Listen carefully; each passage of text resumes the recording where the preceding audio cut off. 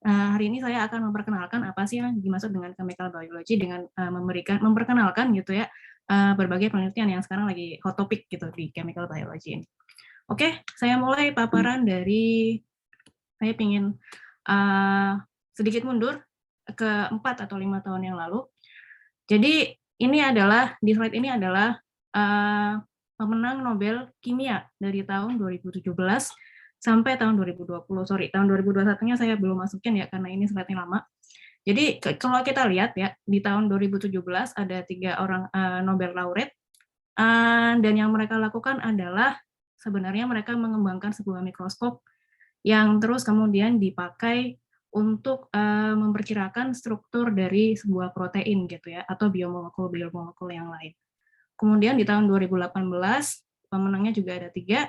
Untuk yang Profesor Frances Arnold, beliau meneliti tentang enzim. Sementara untuk Profesor George Smith and Sir Gregory Winter itu memiliki penelitian tentang antibodi. Terus kemudian di tahun 2019 pemenangnya juga ada 3. Mereka mengembangkan bakteri litium. Kemudian di tahun 2020 mungkin ini yang paling hot topic ya, karena ini adalah Nobel laureate yang penelitiannya hanya berumur sekitar 10 tahun, terus kemudian mereka dalam umur yang masih bisa dibilang masih sangat muda gitu ya, sudah memenangkan hadiah Nobel gitu, yaitu Profesor Emmanuel Carpentier dan Profesor Jennifer Doudna. Penelitiannya adalah tentang mungkin kalian sudah pernah dengar gitu ya istilah CRISPR gitu atau gene editing. Itu yang membuat mereka akhirnya memenangkan hadiah Nobel Kimia gitu. Nah, kalau kita lihat dari tahun 2017 sampai tahun 2020 itu ada 3 pemenang hadiah Nobel, yaitu tahun 2017, tahun 2018, dan tahun 2020, yang somehow, walaupun ini adalah hadiah Nobel Kimia, ternyata penelitian yang kemudian dihasilkan adalah berbau-bau biologi.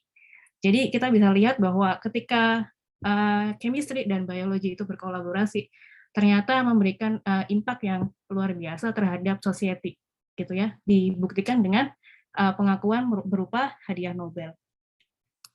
Nah, ketika kita berbicara tentang irisan chemistry dan biology, gitu ya, mungkin dunia yang sudah kita kenal adalah lebih ke biochemistry. Dulu ketika saya lulus S1 juga saya tertarik dengan chemistry dan biologi gitu ya, dan irisan antara keduanya. Terus saya berpikiran bahwa oh kalau misalnya pengen belajar chemistry dan biologi, berarti saya belajarnya biochemistry dong gitu kan. Nah, tapi terus kemudian di S2 ternyata saya berkenalan dengan istilah baru lagi yaitu chemical biology. Nah, which is terus kemudian saya wondering gitu loh. Apa sih sebenarnya perbedaan antara biochemistry dan chemical biology ini gitu kan. Ternyata setelah dipelajari lebih lanjut, biochemistry itu lebih kepada studi secara reaksi kimia dari biomolekul, terus kemudian regulasi-regulasinya yang ada di dalam sel kita gitu. Jadi bagaimana sih sebuah karbohidrat itu terus kemudian diolah menjadi gula misalnya. Atau bagaimana sih terus kemudian lipida itu disimpan di dalam sel adiposa misalnya seperti itu. Nah, chemical biology itu ternyata berbeda jauh jika dibandingkan dengan biokimia. Dalam aspek apa? Bahwa chemical biology itu lebih ke arah dia menemukan atau mendesain sebuah small molecule atau molekul kecil yang terus kemudian bisa beraktivitas dan menyebabkan sesuatu terhadap sel. Terus kemudian yang kedua adalah chemical biology itu juga menggunakan molekul kecil tersebut untuk menjawab pertanyaan-pertanyaan yang mungkin diajukan oleh kawan-kawan kita yang biologis gitu. Jadi chemical biology itu adalah small molecule initiated biology atau biologi yang terus kemudian dia diimprove dengan adanya small molecule. Nah, tugas kita sebagai seorang chemist sebenarnya adalah bagaimana mendesain atau menemukan sebuah small molecule yang terus kemudian bisa digunakan oleh teman-teman kita di bidang biologi gitu. Nah, mungkin teman-teman di sini masih bingung ya. Maksudnya small molecule initiated biology itu contohnya seperti apa sih gitu kan? Maka di slide selanjutnya saya akan memperkenalkan setidaknya kalau bisa 3 ya penelitian chemical biology yang sekarang lagi menjadi salah satunya menjadi hot topic gitu. Oke, yang pertama adalah tentang karena kuncinya adalah small molecule, jadi untuk penelitian pertama yang ingin saya paparkan ini adalah bagaimana sebuah semua molekul atau molekul kecil yang sifatnya fluorescence ini terus kemudian digunakan untuk visualisasi secara proses biologi gitu. Nah, salah satu profesor yang meneliti tentang ini adalah Profesor Motonari Uesugi dari University of Kyoto.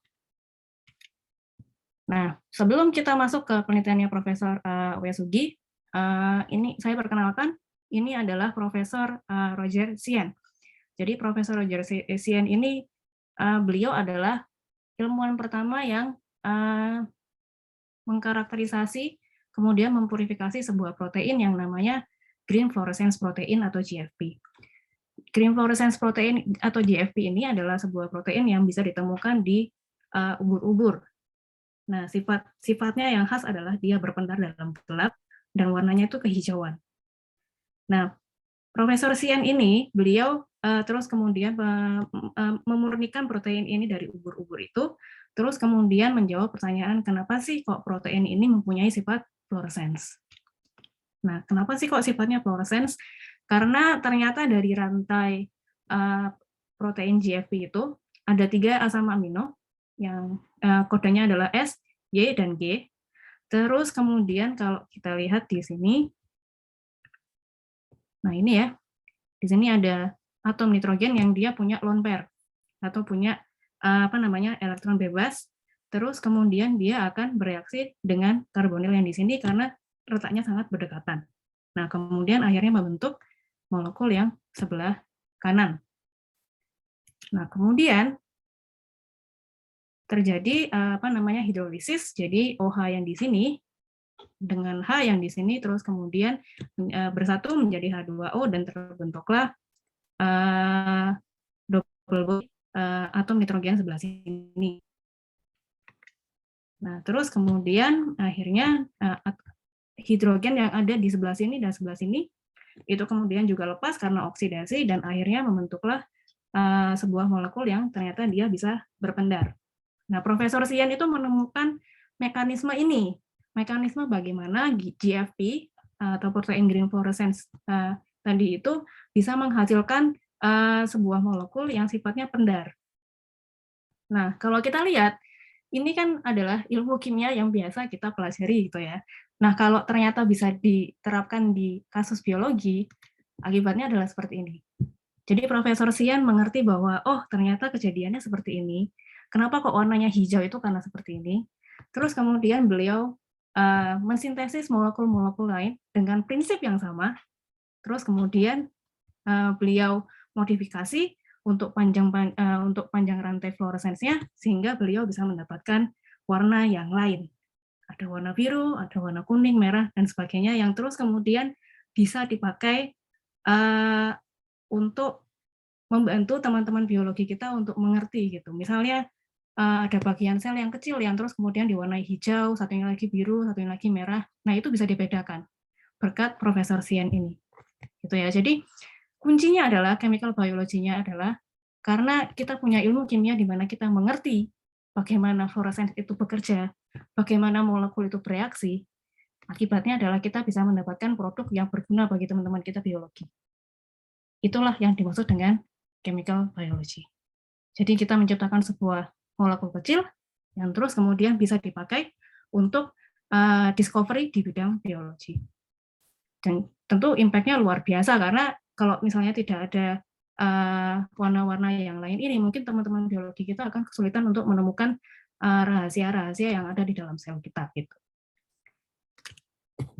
Oke, terus kemudian penelitian dari Profesor Uesugi ini adalah berkaitan dengan stem cell. Jadi kalau kalian mungkin pernah dengar ya, bahasa Indonesianya adalah sel punca. Jadi sel dalam tubuh kita itu sebenarnya mulainya itu cuma dari sel embrio, kalau kalian tahu. Itu terus kemudian dia membelah dan kemudian berdiferensiasi. Artinya sel dalam tubuh kita itu menjadi macam-macam sel. Ada sel jantung, ada sel otak, ada sel kulit, dan sebagainya. Itu semuanya berangkat dari satu sel.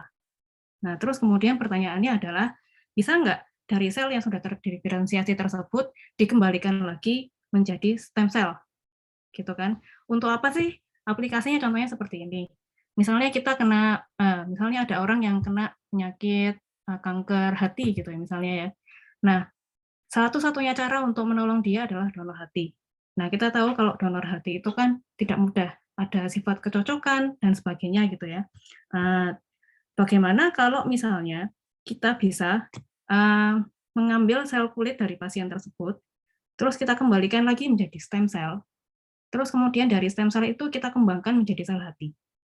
Nah, jadi donor hatinya itu bisa didapatkan dari sel kulit pasiennya sendiri. Nah, itu cita-cita dari stem cell terapi.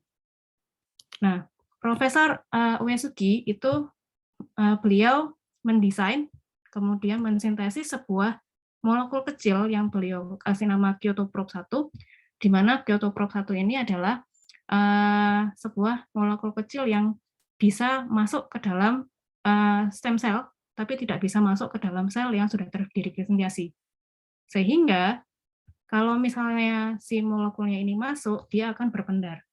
Kalau molekulnya tidak bisa masuk ke dalam sel, maka dia tidak akan berpendar. Jadi kita dengan mudah, misalnya ada di cawan Petri gitu ya, ada sel yang menyala seperti ini, oh berarti ini stem cell. Sementara untuk yang sel yang tidak berpendar, itu bukan stem cell. Jadi berkat penemuan beliau, yang berupa small molecule ini, maka itu membantu teman-teman biologi untuk bisa membedakan yang mana sih yang stem cell, yang mana yang bukan di sebuah cawan Petri hanya dengan cara visualisasi. Oh, yang berpendar itu berarti stem cell, yang tidak itu berarti bukan stem cell. Gitu. Jadi chemical biology-nya adalah kuncinya adalah bagaimana mendesain sebuah molekul ini, yang terus kemudian bisa dimanfaatkan oleh teman-teman biologi kita untuk membedakan stem cell dan diferensiasi sel. Gitu ya. Nah, jadi dari kasus ini adalah kita mengerti bahwa dari segi demand gitu ya, dari biologinya adalah, oh sorry ini kok belum saya ganti. Demand-nya adalah bagaimana menciptakan semua molekul yang bisa dipakai untuk visualisasi. Dan terus kemudian dijawab oleh kita sebagai seorang kemis bahwa kita bisa mendevelop sebuah small molecule yang berpendar yang bisa dipakai untuk terus kemudian dipakai teman-teman biologi dalam penelitiannya. Itu yang disebut sebagai chemical biology. Nah, contoh lain, ini kebetulan adalah penelitian yang saya lakukan juga, adalah bagaimana small molecule itu bisa berikatan dengan DNA atau RNA. Nah, berangkatnya dari mana sih? Berangkatnya dari sentra dogma, kalau kalian sudah pernah belajar di biokimia kemarin, bahwa intinya adalah DNA itu akan ditranskrip menjadi RNA, terus kemudian ditranslasi menjadi protein. Nah, dalam ilmu farmasi, sebenarnya protein itu adalah merupakan target obat yang paling utama. Kenapa? Karena protein itu dia terbentuk dari 20 asam amino, sehingga dia strukturnya sangat kompleks, sehingga kita bisa punya chance gitu ya, bisa punya possibility sebuah molekul itu bisa berikatan dengan protein tanpa harus ada masalah spesifikasi. Jadi karena saking kompleksnya protein, itu small molecule yang bisa berikatan dengan protein itu adalah sangat khusus. Dan bisa dibilang possibility untuk sebuah obat itu berikatan dengan protein yang lain itu sangat kecil karena strukturnya berbeda. Gitu ya, kalau kalian masih ingat tentang active site, masih ingat tentang folding protein, itu kan sifatnya sangat-sangat spesifik gitu ya. Jadi itulah kenapa kok protein itu bisa menjadi sebuah target obat. Ya, jadi contohnya adalah ini, misalnya ini adalah protein yang dia berkolerasi dengan kanker gitu ya, misalnya ya obatnya dia cuma bisa berikatan dengan protein ini. Nah, protein yang lain mungkin dia tidak bisa berikatan. Begitu juga dengan yang tengah juga ini adalah protein yang berkaitan dengan penyakit jantung gitu ya. Nah, obatnya ini hanya bisa berinteraksi dengan protein ini saja gitu ya. Sementara untuk protein yang lain dia kurang bisa berinteraksi gitu. Nah, tapi masalahnya adalah ternyata dari penelitian ditunjukkan bahwa hanya 1% dari semua DNA kita itu yang terus kemudian menjadi protein. Cuma 1%. Sementara 80%-nya itu di transkrip menjadi RNA. Jadi di sini ya, DNA 100%, yang dijadikan RNA itu cuma 80%, kemudian yang menjadi protein itu cuma 1%. Nah, dari 1% tadi, itu ternyata cuma 15% yang terus kemudian sampai hari ini akhirnya bisa menjadi target obat. Artinya 85% dari protein tidak bisa dijadikan target obat. Kenapa? Karena dia mungkin tidak berkorelasi dengan penyakit. Nah, terus karena itu timbul pertanyaan, lah kalau misalnya protein yang cuman bisa ditranslasikan 1% aja, itu bisa menjadi target obat. Gimana kalau misalnya terus kemudian kita geser ke RNA yang terus ternyata 80% dari genom kita atau DNA kita itu tuh ditranskrip. Ada kemungkinan besar bahwa mungkin RNA kita ini bisa menjadi target obat yang baru. Berangkatnya dari situ. Cuman, jadi RNA itu 80% itu jadi apa aja sih gitu kan? RNA yang menjadi protein itu kan kita kenal dengan messenger RNA. Ternyata ada jenis-jenis RNA yang lain gitu kan. Tentu ada ribosom RNA gitu ya kalau kalian udah kenal. Ternyata masih ada yang lain. Ada mikroRNA, ada non-coding RNA, kemudian ada small non-coding RNA, dan lain-lain. Nah, kebetulan yang mikroRNA ini ternyata dia sangat berkorelasi dengan penyakit kanker dan penyakit degeneratif seperti misalnya diabetes dan kalau nggak salah penyakit jantung. Ya. Ini ternyata RNA juga memiliki peran gitu terhadap penyakit-penyakit yang sampai sekarang itu belum bisa diobati secara tuntas. Ada diabetes, terus kemudian ada kanker, terus kemudian ada stroke, ada demensia, dan lain-lain. Jadi cita-citanya adalah mungkin kita bisa mengobati penyakit-penyakit yang sampai sekarang belum bisa diobati. Karena target proteinnya tidak ada, dengan cara mengganti targetnya menjadi RNA, bukan protein. Gitu. Ini kalau kita lihat, ternyata penelitian tentang RNA itu semakin lama semakin meningkat, menunjukkan bahwa ternyata topik ini tentang RNA ini bisa menjadi salah satu kalau bisa dibilang hot topic gitulah dalam chemical biology gitu. Nah, terus kemudian pertanyaannya adalah bisa nggak RNA terus kemudian jadi target obat? Kalau protein tadi kan kita punya asam amino yang ada 20 macam gitu ya paling tidak. Yang terus kemudian dia bisa membentuk sebuah kompleks yang sangat rumit. Nah, bagaimana dengan RNA? Kalau DNA kan kita tahu dia bentuknya double helix ya. Nah, bagaimana dengan RNA? RNA kan juga cuma tersusun dari 4 macam basa ya. Ada G, ada A, ada C, ada U.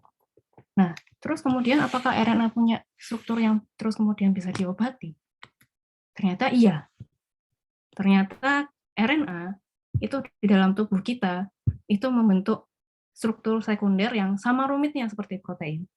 Sehingga bisa jadi kita punya peluang di mana ada small molecule yang dia bisa berikatan dengan RNA, terus kemudian berakibat bisa menghentikan atau melambatkan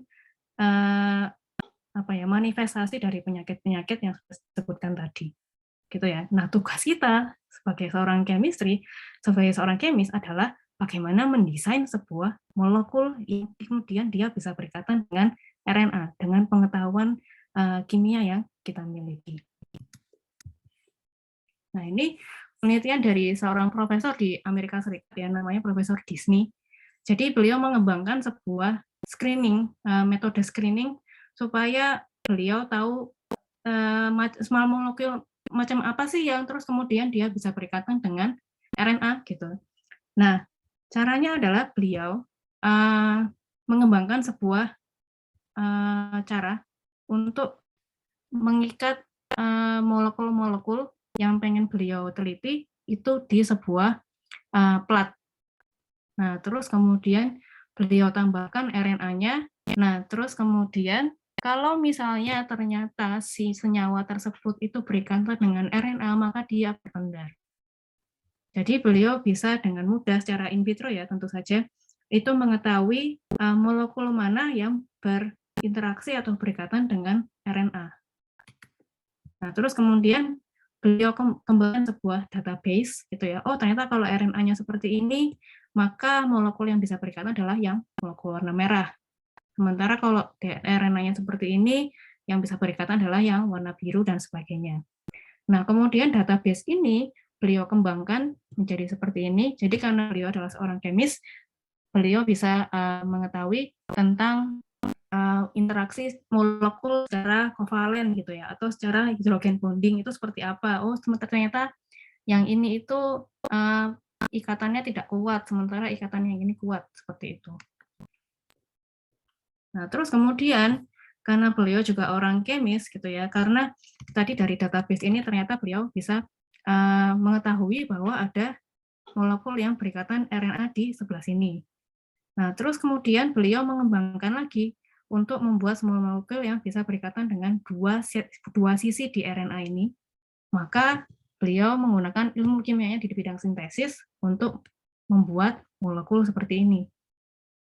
Jadi dihubungkan dua molekulnya menjadi molekul dimer, sehingga dia bisa berikatan dengan RNA dengan lebih erat. Nah, ilmu kimia yang dipakai adalah bagaimana terus kemudian kita bisa mensintesis dua molekul ini sehingga bisa menciptakan sebuah molekul yang berikatan dengan RNA. Jadi untuk penelitian ini sebenarnya demand biologinya adalah bagaimana caranya supaya kita menciptakan atau mendesain sebuah molekul yang bisa menarget RNA gitu ya. Itu terus kemudian dijawab oleh kemis dengan cara mendevelop sebuah metode screening dan kemudian juga development dari molekul tersebut melalui jalan sintesis. Gitu ya. Jadi itulah yang sebuah contoh dari chemical biology. Nah, ini mungkin yang terakhir adalah bagaimana sebuah molekul kecil itu terus kemudian dikembangkan di bidang biologi tumbuhan. Jadi kita tahu ya, kalau salah satu masalah yang sampai sekarang belum terpecahkan gitu ya, adalah menjawab pertanyaan apakah di masa mendatang kita bisa memproduksi cukup pangan bagi semua orang. Karena kita tahu proyektil jumlah manusia itu kan semakin lama semakin meningkat, sementara lahan yang kita punya itu tidak bertambah gitu ya. Sehingga dari situ muncul terus kemudian sebuah masalah yang dinamakan sebagai food security. Nah, salah satu cara untuk mengatasi food security ini adalah untuk meningkatkan ketersediaan pangan. Dengan cara apa? Dengan cara mengembangkan tumbuhan yang sudah ada untuk supaya tumbuhan ini bisa menghasilkan bahan pangan yang lebih banyak gitu ya. Nah, Profesor Uesugi ini, Profesor kalau yang ini Profesor Itami, itu kemudian beliau tertarik untuk mengembangkan chemical biology untuk memecahkan masalah food security ini. Jadi terus kemudian beliau juga mengembangkan sebuah cara screening gitu ya, metode untuk screening, terus kemudian beliau ternyata menemukan molekul ini, di mana molekul ini ketika ditambahkan ke dalam suatu tumbuhannya itu ternyata bisa tumbuh dengan lebih cepat. Nah, ternyata kenapa kok tumbuhan ini tumbuhnya lebih cepat, itu adalah ternyata dia menambah jumlah stomata di dalam tumbuhan tersebut.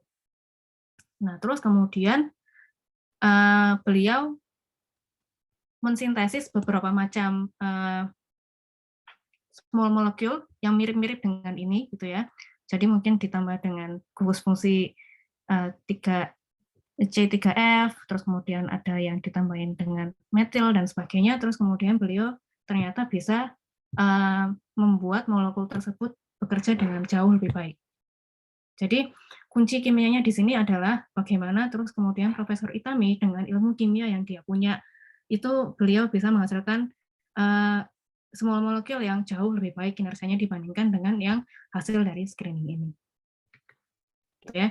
Jadi kalau dalam kasus ini demand dari biologinya adalah bagaimana caranya supaya bisa mengembangkan sebuah tumbuhan untuk overcome masalah food security, dan dari kimianya kita bisa menjawab bahwa kita karena mengerti tentang QSAR, terus kita juga bisa mengerti bagaimana mensintesis molekul-molekul supaya bisa bekerja dengan lebih baik gitu ya. Terus kemudian kita juga bisa mengembangkan screening metode, tentu dengan salah satunya dengan menggunakan fluorescence. Gitu. Jadi ada keseimbangan antara biology demand dan chemistry answer gitu dari 3 kasus yang sudah saya paparkan. Itulah yang dimaksud dengan chemical biology. Jadi conclusion-nya adalah apa sih yang disebut dengan chemical biology? Itu sebenarnya adalah collaboration antara kimia dan biologi supaya kimia dan biologi ini bisa lebih memiliki impact terhadap society yang jauh lebih besar. Oke, sekian presentasi dari saya. Mungkin akan banyak pertanyaan. Silakan ajukan, Ibu Ika. Saya bisa kembali ya, oke. Ya, baik, terima kasih Bu Anissa atas pemaparan materi yang sangat menarik yang telah disampaikan.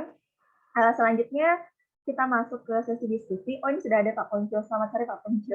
Selamat sore Pak Ponco. Selamat sore. Maaf saya telat. Saya masih terjebak di kampus.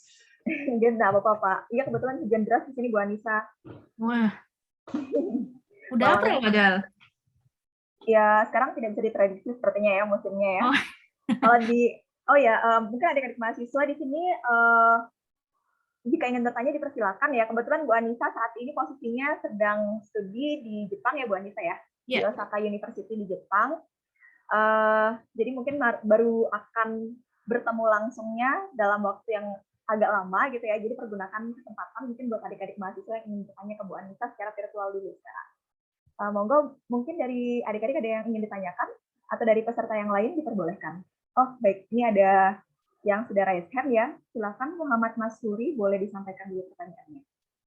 Baik, terima kasih atas kesempatannya. Terima kasih juga Bu Anissa yang sudah menyampaikan materi yang sangat menarik gitu ya. Satu hal sih Ibu terkait hal tadi itu kan yang diulas itu kan mengenai molekul kecil ya Bu. Nah ini yang saya penasaran ini contoh salah satu molekul kecil yang bisa dipakai, terus kemudian sumber dari molekul tersebut tuh dari mana gitu. Itu aja, terima kasih. Oke, baik Mas Nuri atas pertanyaannya. Ini apa saya buka dulu lagi 2 atau 3 pertanyaan lagi mungkin ya? Atau langsung dulu atau dijawab dulu? Boleh kalau Bu Anissa bersedia langsung menjawab? Oke, untuk molekul kecil, bentar. Pertanyaannya pertama tadi adalah contohnya ya? Ya, contoh dari molekul kecil itu seperti apa sih yang bisa digunakan? Oke.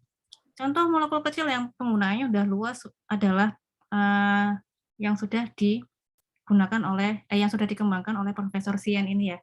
Jadi salah satunya adalah ini ya, terutama 3 ini ya, EGFP, HCFP, terus kemudian E6FP, itu adalah molekul yang sering dipakai untuk penelitian biologi, terutama yang butuh visualisasi gitu. Jadi kalau kita lihat di mikroskop, itu kan selnya kan warnanya kan nggak ada. Terus kemudian ketika kita masukkan protein ini tuh ke dalam sel tersebut, itu jadinya berpendar. Jadi kita tahu pergerakan selnya itu kemana, hanya dengan melihat dari mikroskop. Nah, sumbernya itu kan sebenarnya Profesor Sian seperti yang saya sudah paparkan tadi, bahwa awalnya beliau mempelajari seekor ubur-ubur gitu ya, yang dia punya pendaran. Nah, terus kemudian beliau ambil ubur-ubur tersebut, kemudian protein tersebut diekstrak dari si ubur-uburnya, terus kemudian beliau pelajari. Gitu, ini salah satu contohnya. Jadi sebenarnya ya kalau bisa dibilang ya semua molekul yang sudah diciptakan itu ya inspirasinya ya dari alam gitu. Seperti misalnya obat yang dikembangkan oleh Profesor Disney ini juga awalnya dari dari natural product gitu. Dari natural product, terus kemudian diketahui karakteristiknya, baru terus kemudian beliau ambil, beliau modif, kemudian ternyata bisa berikatan dengan RNA seperti itu. Baik, terima kasih Bu Anissa. Ini seperti biomimetik gitu ya Bu Anissa ya. Jadi melihat apa yang fenomena di alam, kemudian diadaptasi untuk menyelesaikan hal-hal yang kaitannya dengan permasalahan di kehidupan kita gitu ya. Jadi sebenarnya berangkat dari apa yang ada di alam. Betul. Mas Heri bagaimana? Apa sudah terjawab pertanyaannya? Izin feedback Bu. Oke, boleh, silakan. Baik, itu kan dari beberapa hal yang Ibu tadi sampaikan kan mayoritas development-nya kan dilakukan di Jepang ya Bu? Oh, itu soalnya saya tahunya yang di Jepang, sebenarnya masih banyak. Oh iya. Cuman, terkait hal tadi, kira-kira untuk sel pengembangan dilakukan di Indonesia gitu, apakah possible ya Bu? Dengan mungkin perbedaan peralatan antara di Jepang dengan di Indonesia gitu. Mungkin kira-kira. Kalau possible aja. Cuman mungkin approach-nya beda gitu ya. Itu aja sih. Baik Bu, terima kasih. Ya. Baik, terima kasih Bu Anissa atas jawabannya ya. Nah, mungkin saya sedikit ingin melanjutkan tadi pertanyaan dari Mas Puri. Berarti yang bisa digunakan ini adalah protein saja ya Bu ya, small molecule dari protein gitu, yang bisa digunakan. Kemudian saya tuh ingin tahu, mungkin Bu Anissa pernah mendengar istilah quantum dot? Ya, kira-kira apa ada hubungannya juga dengan ini atau jauh beda ya? Karena kan kalau quantum dot itu semikonduktor, tapi apakah juga bisa dikaitkan dengan chemical biology atau mungkin yang lain? Karena sifatnya juga fluorescence ya untuk mendeteksinya. Sejauh yang saya tahu itu beberapa molekul dari Profesor Sian itu juga dipakai untuk penelitian yang ada hubungannya dengan elektroda. Cuman saya nggak terlalu ngikutin sih. Gitu. Oh, berarti sebenarnya ada kemungkinan ya bisa digunakan small molekulnya berupa semikonduktor, tapi untuk biocompatible ini ya, apa maksudnya untuk biologi, gitu ya Bu ya? Why not gitu? Kalau saya rasa sih bisa aja. Begitu kira-kira Mas Suri, tadi tambahannya, jadi selain protein kita juga bisa mengembangkan small molecule mungkin dari semikonduktor ya. Yang penting sifatnya biocompatible ya Bu Anissa ya. Kalau in vitro sebenarnya tidak perlu biocompatible. Oh, tidak harus biocompatible. Kalau sifatnya walaupun digunakan untuk sistem biologis gitu, ya. Kalau sifatnya untuk in vitro misalnya untuk screening gitu ya. Itu misalnya kita mau pakai ini Bu, yang saya tahu itu adalah semikonduktor yang dibuat untuk sequencing DNA. Itu tidak harus biocompatible berarti ya Bu ya? Enggak, jadi asalkan dia bisa mendetek DNA, terus kemudian bisa bisa mentranslasikan sinyal dalam bentuk sebuah data gitu, untuk terus kemudian diolah, sih sudah sangat-sangat oke gitu. Kalau nggak salah ada penelitian itu, gitu. Jadi sequencingnya bisa lebih cepat gitu kan. Jadi kalau misalnya kita amit-amit kena pandemi lagi gitu ya. Nah, jadi sequencingnya itu langsung masukin di chip gitu, terus kemudian ting terus jadi data gitu. Wah. Itu ada penelitiannya. Oh, gitu. Tapi itu kayaknya bukan chemical biology. Bukan masuk ya? Bukan masuk chemical biology ya? Bukan, itu udah masuknya material biasanya kalau kayak gitu. Oke. Berarti nggak ada irisan ya di sini ya? Harusnya sih untuk pengembangan awalnya dari chemical biology bisa, terus kemudian kita adaptasikan sebagai aplikasi yang lain gitu mungkin oke gitu ya. Tapi untuk publikasinya sih biasanya itu nggak masuk ke chemical biology. Gitu. Terima kasih Bu Anissa. Mungkin ada lagi pertanyaan yang lain ya, saya buka lagi untuk peserta yang lain, mungkin ada yang mau ditanyakan?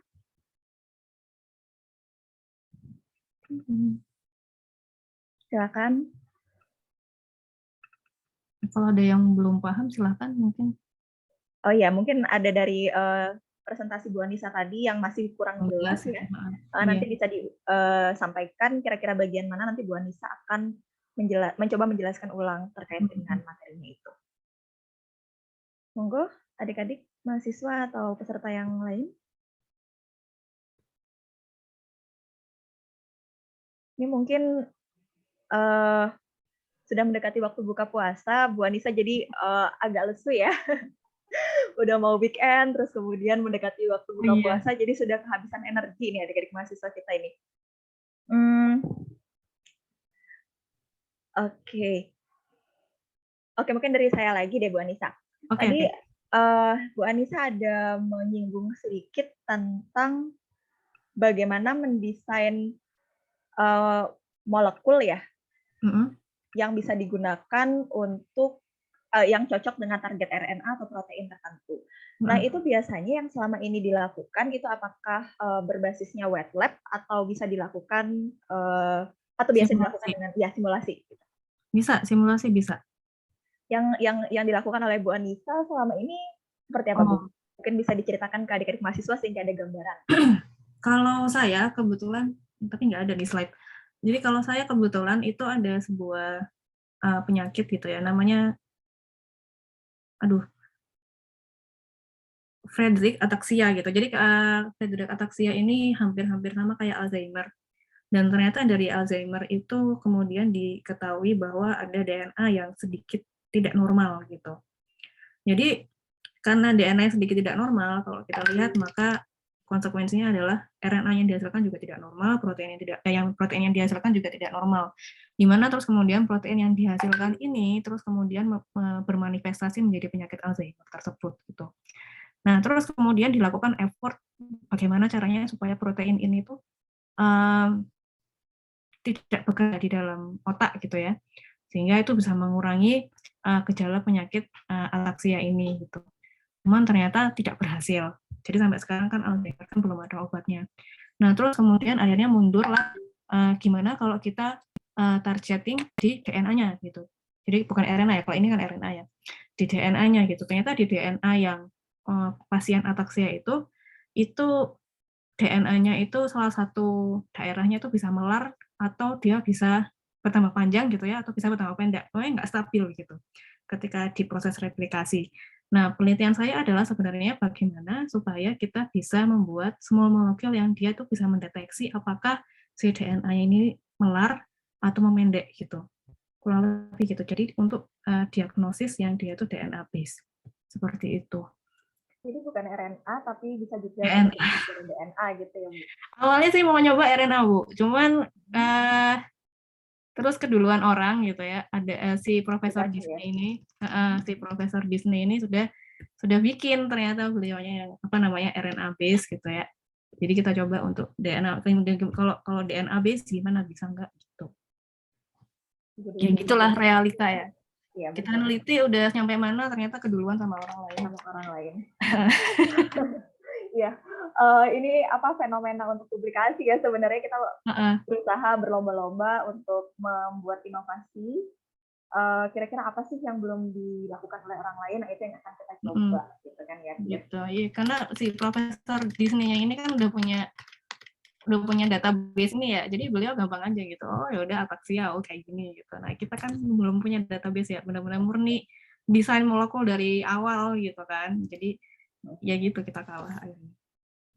Untuk DNA dan RNA sendiri karakteristiknya kan otomatis berbeda ya, Bu. Itu karena sebelumnya mungkin belum ada yang melakukan penelitian. Ada tips nggak dari Bu Anissa kira-kira kalau kita melakukan perubahan gitu ya?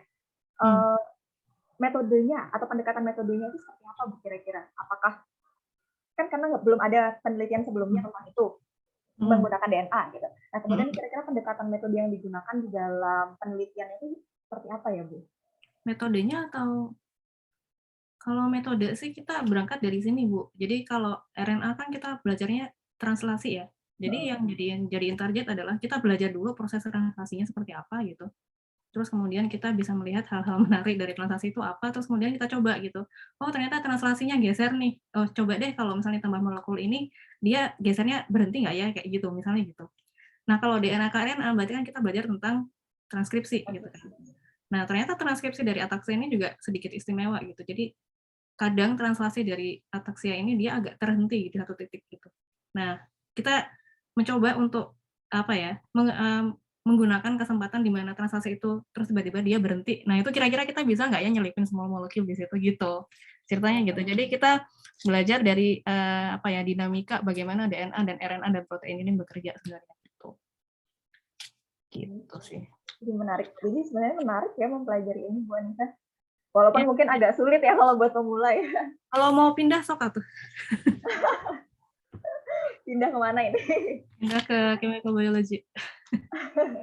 Oh jadi nanti mungkin buat adik-adik mahasiswa yang akan lulus ya, yang sebentar lagi akan lulus mungkin bisa dan ingin melanjutkan studi lanjut, chemical biology bisa menjadi salah satu alternatif jurusan yang dipilih ketika nanti akan studi lanjut gitu, karena memang ada hubungannya, kalian juga diperlukan di dalam mendesain seperti ini contohnya tadi ya, small molecule dan lain sebagainya. Kalau untuk aplikasi dari chemical biology itu yang paling paling populer gitu ya sebenarnya untuk drug development memang. Drug development ya. Dan bagaimana terus kemudian kita bisa menciptakan sebuah metode yang memudahkan drug development itu juga bisa. gitu. Entah pakai apa namanya, kita pakai metode screening atau pakai metode apa gitu. Itu yang bikin juga orang chemical biologist gitu. Oke, terima kasih Bu. Mungkin dari yang lain ya, kita coba dengarkan ya, nanti kalau dari saya lagi. Nah, ada yang lain nggak? Nah, ada yang lain nggak dari mahasiswa? Atau mungkin dari Bu Anissa ada pertanyaan? Sepertinya Pak Muncul ada hadiah ya Pak? Oh, sekarang ini aja. ada ini ada yang bertanya Bu, ada yang raise hand. Boleh, silakan I Gede Bramantia, boleh langsung menyampaikan pertanyaannya ke Bu Anissa. Ya baik Bu, terima kasih atas kesempatannya. Jadi saya mungkin langsung akan bertanya Bu. Mungkin apakah mungkin dengan chemical biology ini kita bisa membuat suatu molekul yang digunakan untuk mungkin memodifikasi DNA suatu bakteri begitu ya Bu. Jadi kayak mengubah sifatnya dan dengan sifat bakteri itu kita bisa menggunakannya untuk kayak contohnya di pertambangan gitu. Oke. Begitu Bu. Oke, itu ya, aja. Iya Bu. Oke, itu masuknya ke sini. Aduh. Nah, ini. Nah, si ibu-ibu yang dapat Meta Nobel di tahun 2020 ini, si Profesor Dorna dan Profesor Carpentier itu dia mendevelop suatu metode yang akhirnya memudahkan kita untuk istilahnya copy paste sebuah DNA yang kita pengen untuk masuk ke dalam bakteri, terus kemudian akhirnya bakterinya mempunyai sifat yang kita inginkan gitu. Kayak misalnya dapat menghasilkan biofuel dengan lebih dengan lebih tinggi gitu rendemennya dan sebagainya gitu. Jadi berangkatnya dari sini. Sudah ada penelitian tentang itu. Gitu. Kalau dulu kan sebenarnya sebelum ditemukan, sebelum penelitian beliau ini ditemukan, itu kita kayak apa ya? Kita ngembangin bakteri, terus kemudian kita masukin bensin di dalamnya. Misalnya kalau biofuel ya, kita masukkan bensin di dalamnya, terus kemudian bakteri mana sih yang survive kita ambil, terus kemudian kita teliti. Oh ternyata dari sifat tersebut, dari bakteri tersebut DNA-nya seperti ini loh. Oh kalau DNA seperti ini dia bisa bertahan untuk di bensin gitu. Nah, terus kemudian pertanyaannya bagaimana terus kita mengembangkan bakteri yang sudah tahan bensin itu. Nah, itu si beliau-beliau ini yang terus kemudian bisa bikin metodenya.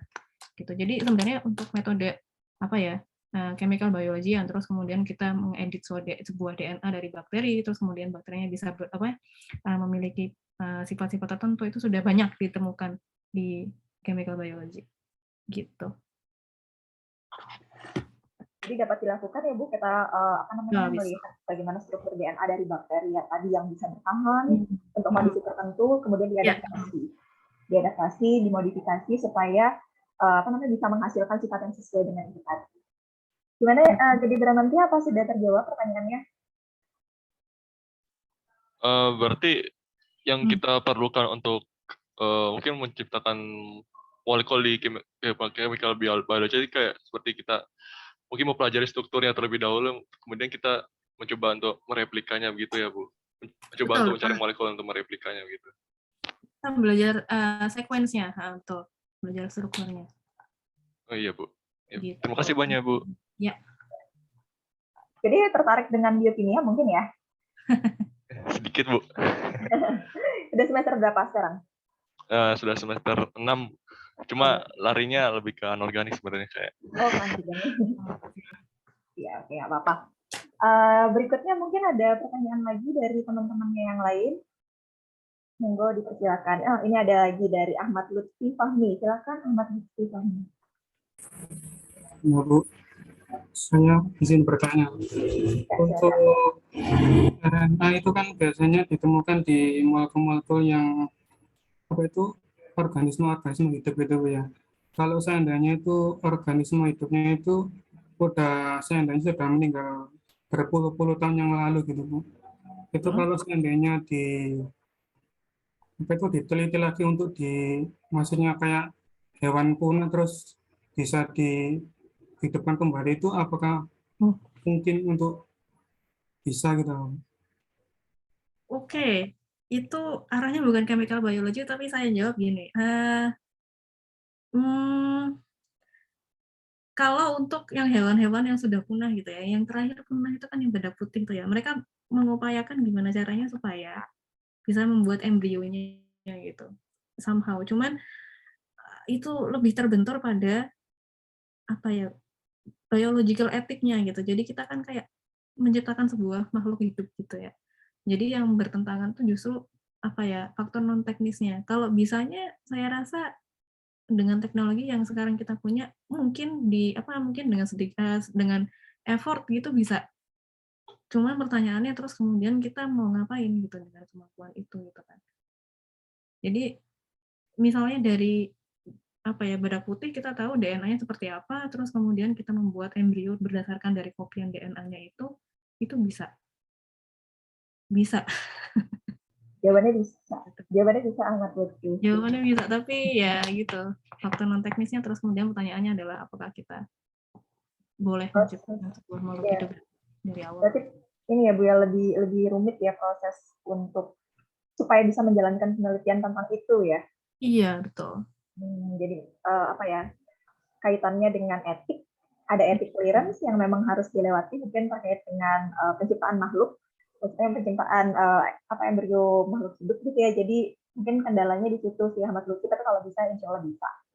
Mengingat emang teknologi yang ada sekarang itu kayaknya hampir sebagian hal-hal yang dulunya mungkin nggak mungkin diciptakan, tapi sekarang sudah jadi sesuatu yang bisa diciptakan gitu. Kalau mungkinnya mungkin ya, tadi Bu Anissa sampaikan. Gimana Mas Rizka, pada tanggapan feedback untuk ini? Izin itu feedback Bu. Untuk apa itu kayak RNA itu apakah memiliki masa ketahanan untuk diolah lagi gitu Bu? Kalau RNA iya. Kalau RNA iya. Gini, yang paling gampang ya mungkin kita lebih related tuh ini. Kemarin ketika kita dengan soal vaksin RNA, vaksin yang RNA base dari Moderna lah, dari Pfizer itu kan semuanya RNA kan. Terus kemudian kan kita kan dengar kan bahwa vaksin itu harus disimpan dalam suhu minus 80 gitu. Kenapa ya? Karena RNA memang mudah sekali terhidrolisis, gampang sekali rusak gitu. Jadi RNA bukanlah sebuah molekul yang dia punya ketahanan secara secara termodinamik yang kuat gitu. Dibandingkan dengan DNA. Biasanya kalau yang ditemukan di fosil itu tuh dia berupa DNA bukan RNA. Gitu. Bahkan di dalam sel kita itu RNA kan juga masa hidupnya kan singkat dia. Begitu selesai tugasnya udah dihancurkan sama sel gitu. Jadi lebih ke DNA-nya yang kalau misalkan ingin mereplikasi ya atau ingin mau membuat itu lebih ke DNA-nya ya Bu, bukan ke RNA-nya. Iya, lebih ke DNA. Oke, gimana Ahmad Lutfi, sudah terjawab pertanyaannya? Baik Bu, sudah terjawab. Terima kasih. Ya, baik. Terima kasih. Yang berikutnya tadi sepertinya ada yang raise ya. Oh ya, Aminatu Zakia, silakan. Silakan Ami, boleh langsung disampaikan pertanyaannya. Terima kasih, izin bertanya Ibu, terkait dengan masalah deteksi penyakit, misal tadi kan sempat disebut Alzheimer gitu. Nah, itu apakah juga termasuk dari chemical biology, dan misalkan termasuk itu bagaimana sih, kan kita kan kalau misalnya deteksi kan harus menentukan targetnya dulu, mau deteksi DNA, RNA, atau protein. Nah, itu tuh kayak gimana sih kita caranya milih target yang akan kita deteksi seperti itu, Bu? Atau mungkin ada klasifikasinya atau bagaimana seperti itu, Bu? Oke. Kalau antara memilih target secara realitas seperti yang tadi udah saya saya ceritakan bahwa sebenarnya target kita itu RNA gitu. Terus kemudian akhirnya kan ada duluan gitu kan yang udah publikasi, oh yang udah nggak mungkin lah kalau misalnya kita pakai RNA lagi, akhirnya kita ke DNA gitu. Cuma untuk menentukan target yang mana itu buat kita sebagai saintis yang paling oke adalah kita mencari peluang yang feasible gitu, yang lebih mungkin gitu. Kalau RNA kan peluangnya besar karena seperti yang tadi saya sampaikan ya, bahwa 80% dari DNA kita itu tuh ditranslasi menjadi transkrip menjadi RNA gitu loh. Jadi peluang kita untuk mengobati penyakit tersebut dari RNA-nya itu sangat besar. Nah, begitu kita tahu bahwa ada chance, ada possibility bahwa kita itu bisa melakukan hal tersebut, ya udah why not, kenapa nggak kita coba gitu. Sebenarnya seperti itu. Cuman mundur lagi ke RNA-nya nggak bisa nih, terus kemudian DNA-nya bisa nggak? Ternyata setelah kita cari studi-studi orang lain gitu yang bilang bahwa oh ternyata memang transkripsinya dia juga khusus gitu, transkripsinya dia polanya juga beda gitu. Nah, oh berarti kita punya chance. Barulah terus kemudian kita mengembangkan metode yang pengen kita lakukan gitu. Jadi tetap fondasinya adalah penelitian yang sudah ada gitu sih. Gimana, Ami? Udah terjawab pertanyaannya? Iya Ibu, izin feedback. Jadi dari tahapan DNA, RNA atau protein ini tidak ada yang kayak mungkin nanti DNA lebih spesifik gitu atau maksudnya hasilnya akan lebih akurat seperti itu. Itu tidak ada ya Bu ya. Jadi tergantung bagaimana penelitiannya seperti itu. Tergantung approach kita. Jadi kayak misalnya DNA, RNA, protein yang mana ya yang paling oke ya. Kan tergantung dengan apa namanya keahlian kita di mana sih gitu kan. Keahlian kita ternyata di RNA ya sudah. Berarti kita punya peluang besar di RNA. Terus kemudian apakah fasilitas yang kita punya itu memadai gitu ya. Misalnya kalau protein itu mahal loh. Purifikasi protein itu mahal. Terus kemudian kita bisa memurnikan protein itu mahal gitu dibandingkan dengan kita pesan DNA gitu ya. Dari ketersediaan finansial apakah kita bisa gitu penelitian tentang protein, oh nggak bisa, oh ya udah kita ke DNA aja gitu. Jadi lebih fleksibel sebenarnya ya, walaupun apa ya kalau misalnya mau idealis ya udah semua aja lakuin gitu kan, tapi kan kita punya keterbatasan yang harus jadi faktor gitu, yang jadi faktor penentu gitu sih. Nih, Ami, udah terjawab pertanyaannya, Ami?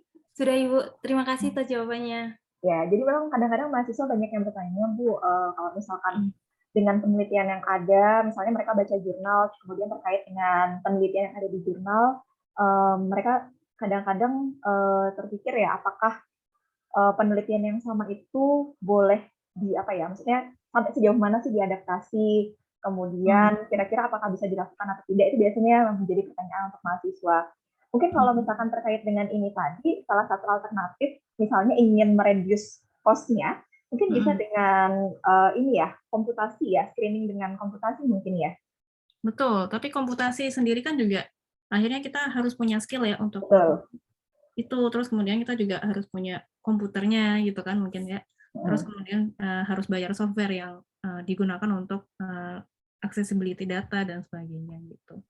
Ya, jadi banyak yang harus banyak yang bisa kita lakukan kok gitu loh. Kita nggak bisa pakai in vivo model gitu ya, nggak bisa pakai sel karena mahal, ya sudah pakai in vitro gitu. Itu saja sudah cukup membantu sebenarnya dari segi chemical biology. Jadi bisa ada banyak alternatif yang bisa dilakukan, tapi tadi dilihat dulu mungkin kalau adik mahasiswa ada nggak ya dosennya yang bisa ini ya membantu gitu mungkin ya, bisa disesuaikan dengan betul. Kalau di kimia kita punya Pak Lukman, insya Allah beliau ahli di bidang molekular dynamic, sehingga nanti kalau saya tapi kurang tahu ya, mungkin lebih ke kristal es ya kalau Pak Lukman, tapi mungkin sekarang sudah berkolaborasi juga dengan Bu Zubet itu melihat fenomena tentang kurkumin. Kurkumin ini nantinya akan digunakan sebagai obat juga gitu. Jadi intinya bisa dikolaborasikan sebenarnya antara small molecule, karena kurkumin di sini didesain supaya ukurannya kecil ya. Kalau bisa sih ukurannya nano emulsi ya, seukuran nano, kemudian nanti akan digunakan untuk obat yang mana pengujiannya itu tidak hanya dilakukan di skala laboratorium, tapi juga dicoba oleh mahasiswa yang berbeda itu secara molekular dynamic gitu. Itu alternatif sih buat adik-adik mahasiswa yang nantinya akan penelitian. Kalau Bu Anissa saat ini mengembangkan apa, Bu? Nah, itu tadi. yang ini ya? Jadi obat untuk sebenarnya sekarang lebih ke meneliti tentang, jadi udah ada small molecule-nya, jadi saya nggak perlu ngedesain. Nah, terus ternyata small molecule ini setelah dicobain ke tikus, itu dia punya suatu efek gitu. Nah, terus kita nggak tahu nih, kenapa kok efek itu ada gitu kan. Nah, terus kemudian saya mendeduksi gitu ya, oh mungkin karena ketika transkripsi, itu si molekulnya ini melakukan sesuatu gitu. Nah, terus sekarang lagi desain metode gimana caranya supaya saya bisa tahu apa yang terjadi ketika small molecule ini ditambahkan, kemudian ada transkripsi DNA ke RNA, itu apa sih yang terjadi. Gitu. Jadi membuat ini ya, desain obat ya gitu ya, Bu ya? Iya, ujung-ujungnya nanti untuk desain obat. Oke, ada lagi mungkin dari mahasiswa yang lain yang tertarik dengan penelitiannya Bu Anissa, boleh, atau dari slide yang ditampilkan oleh Bu Anissa? Silahkan loh. Boleh sekali ditanyakan.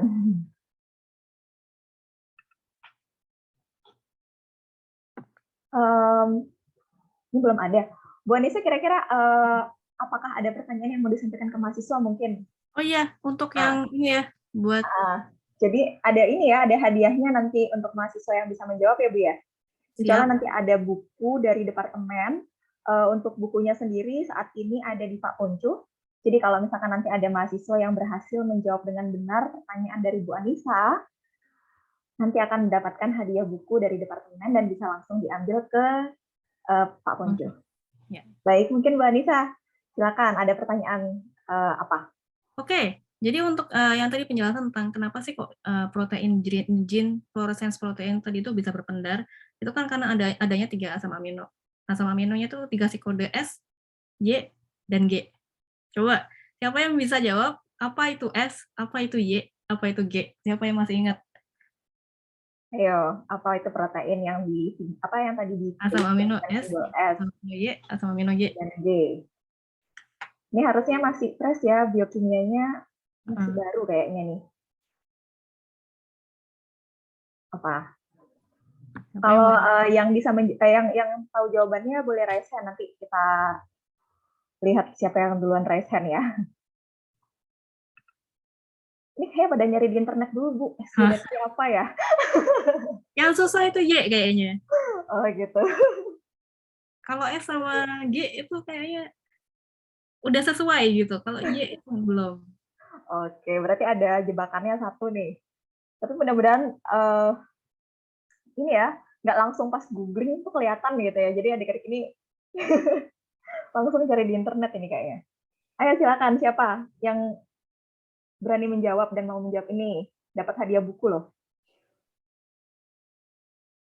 Bukunya apa Pak Ponco? Buku tentang apa Pak? Bisa milih. Oh, boleh milih sesuai tuh. dengan bidang yang dia minati. Jadi ada buku dari analitik, ada buku dari organik, ada buku dari biokim, ada buku dari anorganik. Ya, jadi ada 4 bidang ya, bukunya boleh dipilih salah satu. Tergantung nanti minatnya kemana. Yuk, siapa yuk yang bisa jawab S, Y, dan G? Oke, ini ada Gede Bramantia. Oke, silakan Gede, coba dijawab dulu pertanyaan Bu Anissa.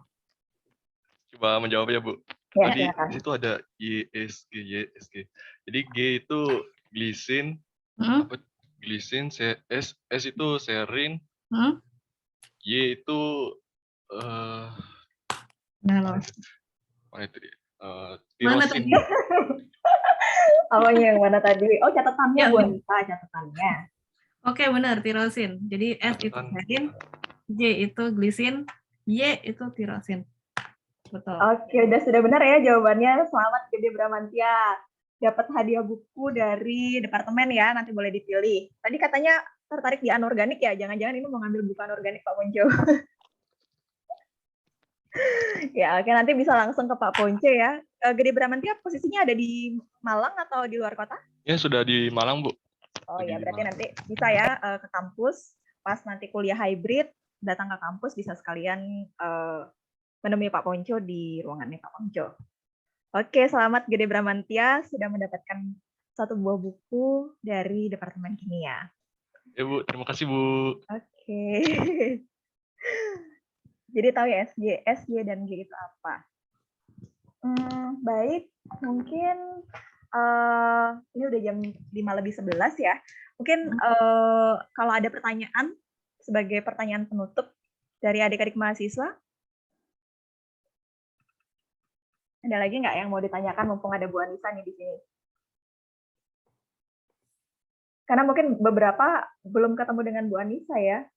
Iya, saya kayaknya cuma tahu beberapa ya ini ya. Berapa ya? Kayaknya mayoritas belum pernah ketemu sama saya ini. Oke. Jadi masih malu-malu Bu kayaknya anak-anak. Bu Anissa berarti ngajar di ini ya, di semester, kebanyakan di semester atas mungkin ya? Iya, semester 6. Semester atas. Jadi di sini juga ada, sepertinya saya lihat tadi ada mahasiswa semester 4 dan juga semester 4 dan ada nggak ya semester 2 ya? Aduh, kalau semester 2 kena materi yang barusan kayaknya kasihan. Tapi kan setidaknya mereka tahu Bu, apa ada DNA, RNA ke protein itu prosesnya seperti apa, itu sudah pernah sepertinya dibahas di biologinya SMA ya. Apalagi kurikulum sekarang tuh saya lihat sudah advance sekali ya dibandingkan dengan zaman saya kuliah dulu. Mungkin mereka sudah pernah mempelajari itu. Tapi yang jelas ini sangat menarik sekali sebagai kajian yang mungkin nanti adik-adik mahasiswa ada yang tertarik untuk dikembangkan sebagai penelitian.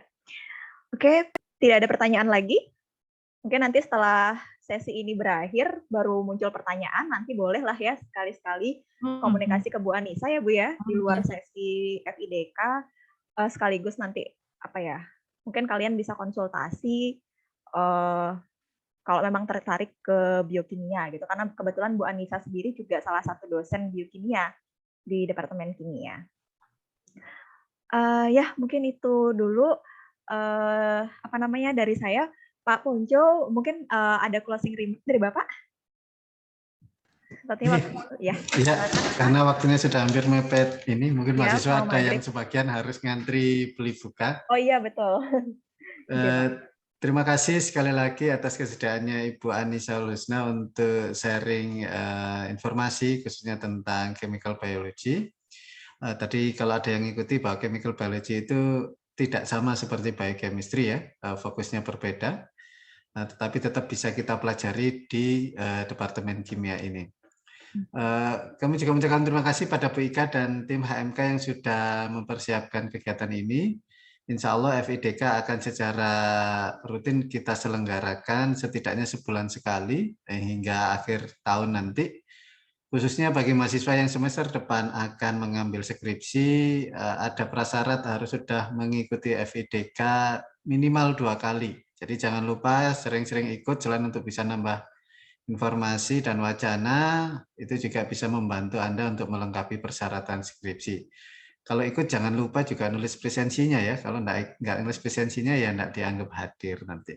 Presensi dan juga itu Pak, mengisi formulir. Ya, mengisi formulir itu. Okay.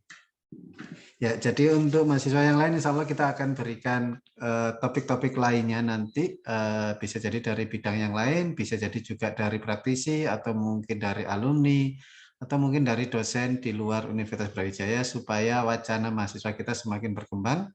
Apalagi sekarang Anda skripsi tidak wajib di jurusan kimia, maksudnya tidak wajib di kimia Brawijaya, bisa jadi Anda penelitiannya di industri atau di lembaga riset. Misalkan BRIN, misalkan Pak saya skripsinya di BRIN boleh Pak, boleh, tapi mengikuti tetap aturan main yang ada di Brawijaya, sehingga membuka kesempatan untuk adik-adik mahasiswa mengembangkan seluas mungkin bakat dan minatnya di riset bidang kimia. Semoga yang disampaikan oleh Bu Anissa hari ini bisa menambah informasi baru bagi kita. Terima kasih sekali lagi Bu Anissa dan Bu Ika, juga adik-adik semua. Sampai ketemu nanti lagi di FIDK berikutnya. Monggo saya kembalikan ke Bu Ika. Baik, terima kasih Pak Ponco atas closing remark-nya, dan sekali lagi saya juga ucapkan terima kasih kepada Bu Anissa yang telah berkenan untuk meluangkan waktu memaparkan materi yang sangat menarik pada sore hari ini. Terima kasih juga Pak Ponco telah berkenan hadir sampai dengan akhir sesi ini. Terima kasih juga untuk seluruh peserta yang telah meluangkan waktunya sampai dengan pukul 17.15 ini. Dengan demikian, maka mungkin kami akhiri ya untuk kegiatan FIDK ini. Sampai ketemu lagi di kegiatan FIDK berikutnya. Semoga adik-adik mahasiswa dan seluruh peserta lainnya bisa mendapatkan ilmu yang bermanfaat dari kegiatan ini. Saya akhiri. Terima kasih. Wassalamualaikum warahmatullahi wabarakatuh. Waalaikumsalam warahmatullahi wabarakatuh. Terima kasih, Bu. Terima kasih. Mohon izin live, Bapak Ibu.